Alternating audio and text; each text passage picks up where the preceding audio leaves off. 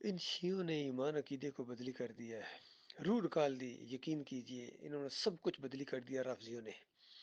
اذان بدلی، صلات بدلی، کلمہ بدلا، سلام بدلا، صحابہ کے ترتیب بدلی، عقائد بدلے، سب کچھ انہوں نے بدلی کر دیا ہے۔ آج پوری دنیا میں یہ جو اسلام کے نمائندے بنے ہوئے ہیں یہ خالص کفر و شرک کے دائی ہیں، اور یہ ان کے جو بریلوی ہیں یہ ان کے فرنٹ گارڈ ہیں، یہ استعمال ہو رہے ہیں۔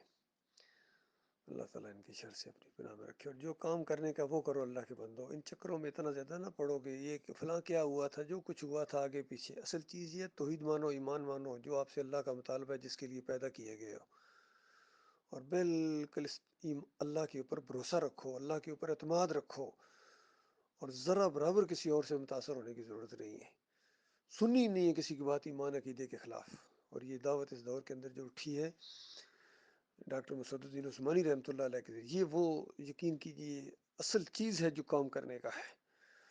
اب یہ جماعت بن گئی تھی، اسی وجہ سے ہمیں بہت زیادہ غصہ آتا ہے محمد حنیف کے اوپر کہ اس بے ایمان نے ایک بنی ہوئی جماعت، اور ایسی جماعت کے سر میں ضرورت تھی کفر و شرک کا کلا کما کرنے کے لیے، اس کا سر کچلنے کے لیے اور اس کا بیجا پھاڑنے کے لیے، ایک ایسی جماعت جو ایمان خالص کی بنیاد پر اٹھے اور بالکل کمپرومائز نہ کرے، بالکل یک رخی ہو، اللہ کی طرف سیدھا رخ کر کے وہ چلے، اور ذرا برابر شرک کی طرف وہ مائل نہ ہو، اور سمو اطاعت ہو اس کے اندر۔ ایسی جماعت کفر و شرک کا کمر توڑے گی۔ تو سمو اطاعت بھی اس جماعت کے اندر آئی تھی، سارا معاملہ آیا، لیکن کاش یہ شرک نہ لاتا۔ بہرحال جو ہونا تھا وہ ہو گیا، اب کوئی اس کو واپس نہیں لا سکتا ہے۔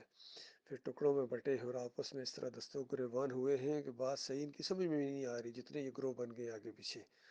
بہرحال ہم ان سب سے بیزار ہیں بھائی، بہت کوشش کی ہے، بلکہ گویا وقت ضائع ہوا ہے۔